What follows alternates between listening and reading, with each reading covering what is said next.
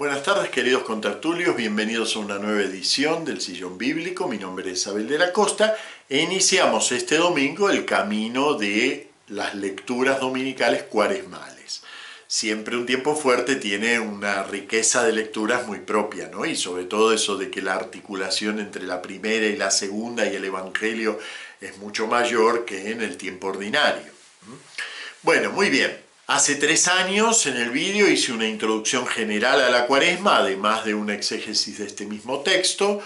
La introducción general me parece que es válida, no tiene sentido repetirla. La lectura del texto no es que esté mal aquello, pero siempre revisitar un texto, sobre todo un texto tan rico como este, revisitarlo siempre nos muestra otros elementos, ¿no? Entonces vamos a abordar una nueva lectura de las tentaciones en el Evangelio de San Lucas, en la que naturalmente repetiré cosas que ya dije, ¿no?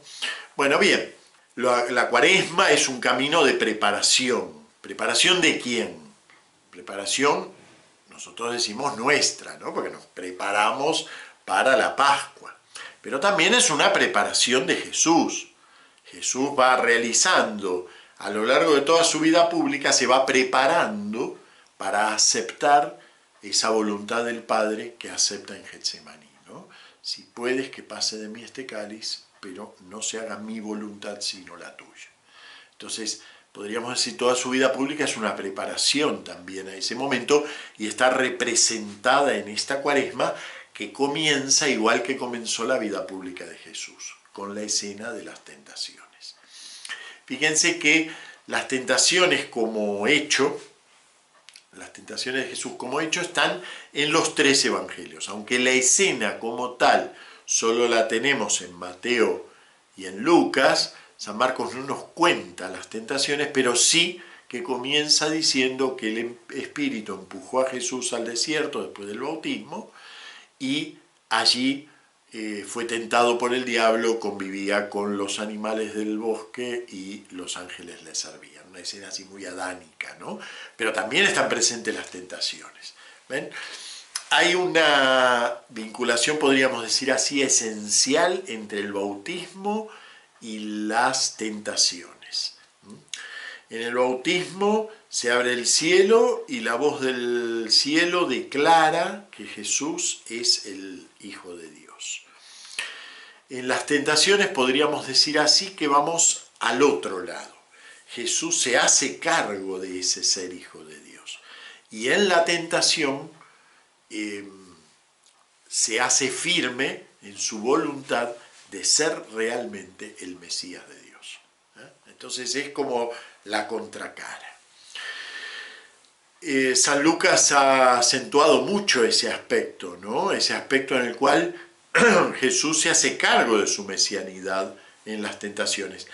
Y en cierta medida, las tentaciones son también una representación en miniatura de todo el camino de Jesús. Aspecto que también está muy presente en el Evangelio de San Lucas, ¿no? ¿Por qué les digo todo el camino? Fíjense, si vamos al Evangelio de San Lucas, el camino de Jesús arranca en Galilea y culmina en Jerusalén.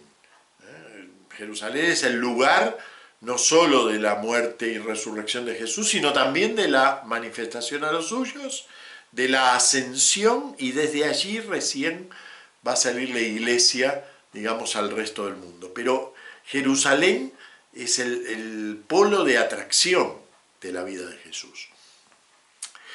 Y eso también es en todo el resto del Evangelio, ¿no? Jesús es presentado cuando nace en Jerusalén, se pierde y es hallado en el templo de Jerusalén con los doctores, y también las tentaciones tienen un camino que va desde la tentación más exterior, la del pan, hacia la tentación más sutil, que es el modo de leer la Escritura, el modo de apropiarse de la palabra de Dios, en la tercera tentación.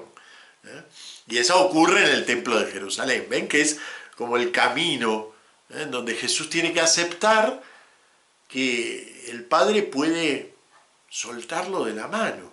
Aunque el texto del Salmo diga que se tire tranquilo, que sus ángeles lo cuidarán, pero Jesús en su vida va a tener que aceptar que el Padre no le va a mandar 12 legiones de ángeles. Y lo va a soltar así de la mano y él va a caer. Porque eso es la muerte en cruz. Jesús va a tener que aceptar eso. Bueno, primero que nada lo acepta en la propia Escritura y en el pináculo del templo. ¿Ven? Que entonces es como un mini camino de Jesús, las tentaciones. Bueno, en el relato de San Lucas comienza con una frase larga, compleja en su redacción, que de alguna manera nos da toda una síntesis de lo que es para San Lucas lo que representan estas tentaciones, ¿no? Dice, vamos a leerlo, dice, bueno, voy a tener que reformar un poquitito, pero no porque le cambie nada al texto, reformulo la traducción litúrgica para poner las palabras en el orden en que las dice San Lucas, nada más, porque tienen su importancia. Lamentablemente a veces las traducciones acentúan otros aspectos, ¿no? Pero bueno, vamos a leerlo como lo dice San Lucas. Dice, en aquel tiempo Jesús, lleno del Espíritu Santo, bautismo, ¿no? Volvió del Jordán y el Espíritu lo fue llevando en el desierto 40 días tentado por el diablo. Fíjense, el verbo más importante de toda la frase, nosotros diríamos que es tentado, pero no es ni siquiera un verbo conjugado. Por eso hay que leer con un poquito de detalle la traducción, ¿no? Porque aquí en la traducción litúrgica sí que hay un verbo conjugado. Dice, mientras era tentado por el diablo. Pero literalmente San Lucas no lo dice así. San Lucas usa aquí un participio, no usa un verbo conjugado. Dice, el Espíritu lo fue llevando en el desierto 40 días tentado por el diablo. Lo central es que el Espíritu lo fue llevando en el desierto. Eso es lo central. Esa es la acción que ocurre aquí en toda la escena de las tentaciones. El Espíritu lo conduce a Jesús. Esa es la acción. Y de eso tratan las tentaciones. De un Jesús que acepta la conducción del Espíritu. Esto tiene mucha importancia. Fíjense que las 3 citas de la Escritura que se hacen provienen del Deuteronomio, pero no de cualquier contexto, sino precisamente del contexto en el cual se denuncia en el Deuteronomio que este es un pueblo rebelde que no acepta ser conducido por Dios. Entonces, lo primero que hace Jesús es dejarse conducir por el Espíritu.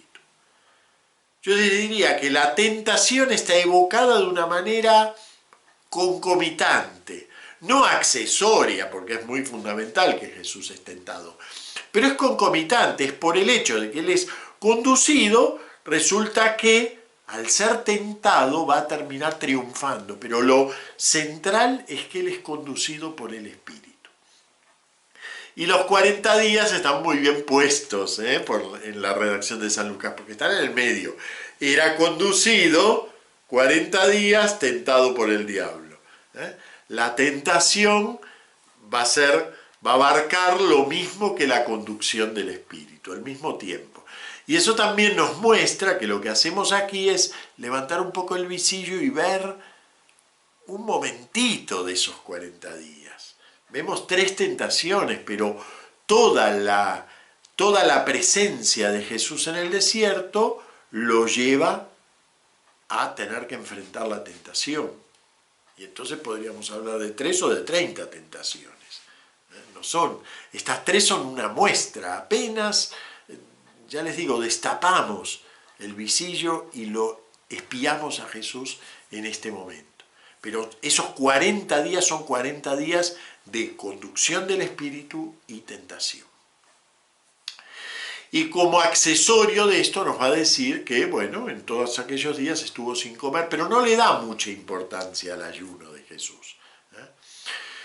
Los 40 días tienen un valor simbólico muy importante. Primero que el 40 en general tiene un valor simbólico importante dentro de la Escritura. Pero en particular en este contexto, ustedes recuerden que el pueblo de Israel estuvo 40 años en el desierto.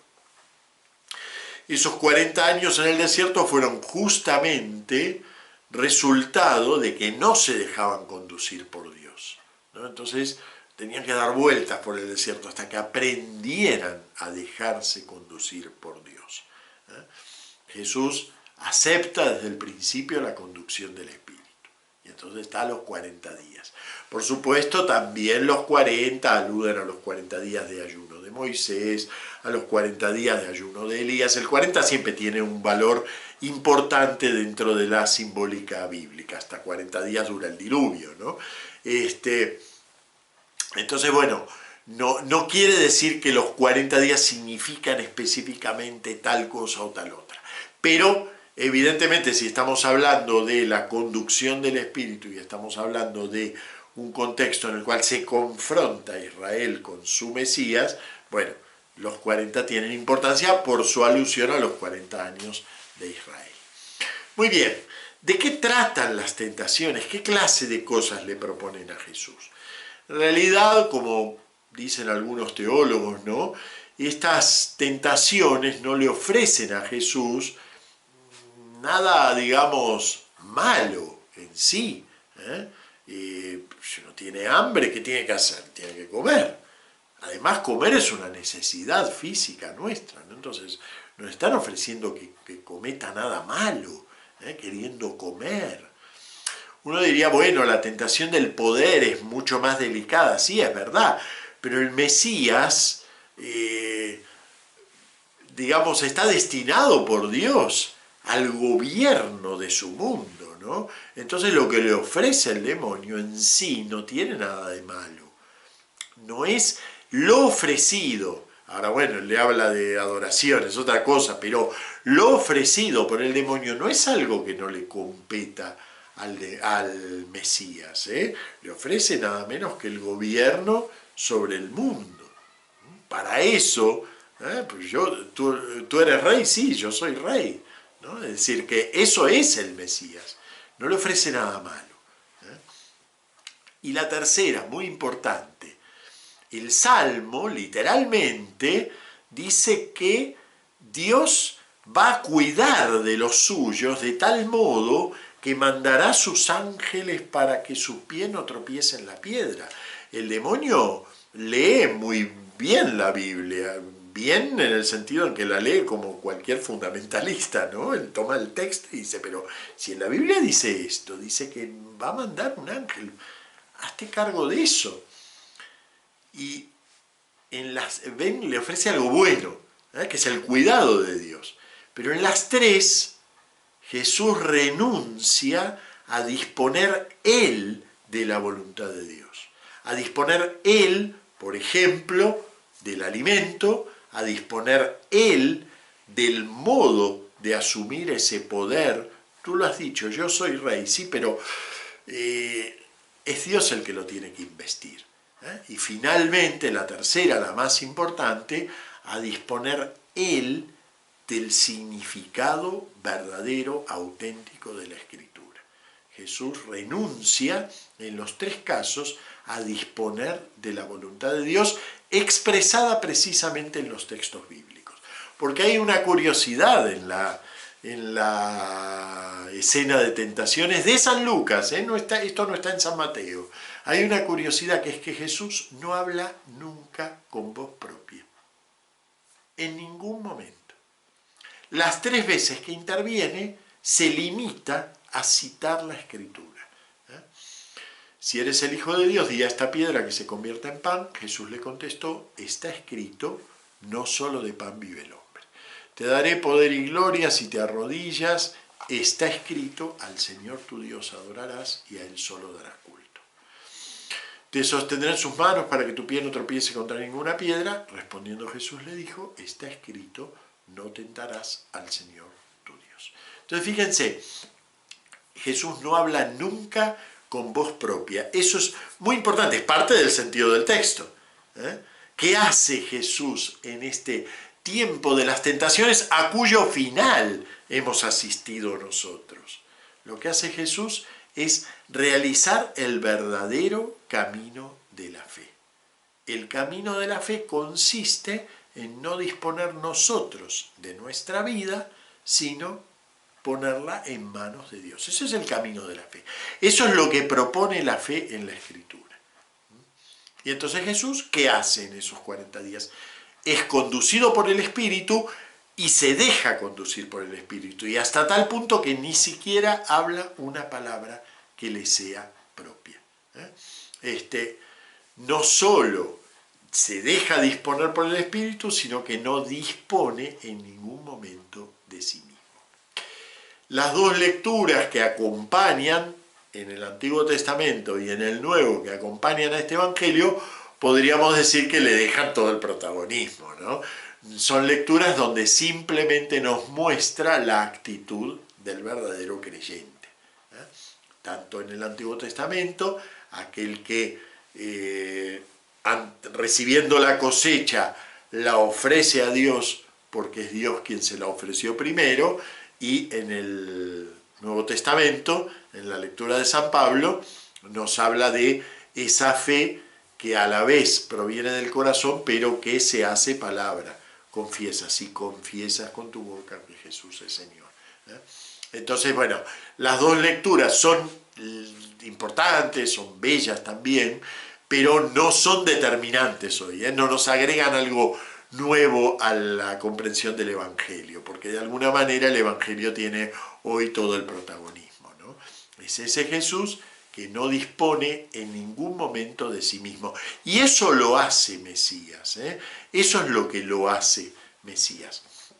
Nos damos cuenta que el relato tiene una cierta dimensión ética, también nos enseña cómo salir de las tentaciones, pero no es ese el centro.